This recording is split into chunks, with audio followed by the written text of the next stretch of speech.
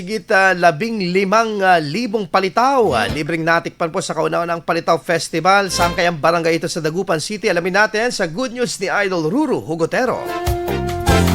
Umabot sa higit 15,000 piraso ng palitaw ang libreng ipinamigay sa Barangay Maluwad, Dagupan City para sa kauna-unahang Palitaw Festival kahapon.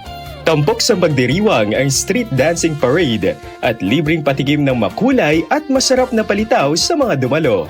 Kilalang sentro ng paggawa ng palitaw ang Barangay Maluwad na siyang pangunahing kabuhayan ng ilang pamilya dito. Layunin ng festival na itaguyod ang kanilang produkto at ipakilala ito sa mas malawak na komunidad.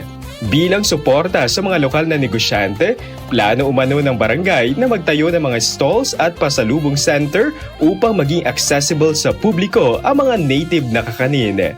Ang Palitaw Festival ay hindi lamang selebrasyon ng matamis na kakanin, kundi isang hakbang rin upang mapanatili at mapalaganap ang kultura, tradisyon at kabuhayan ng Barangay Maluwad. At yan ang ating good news. Ako si Idol Ruru Hugotero, Tatak REFM.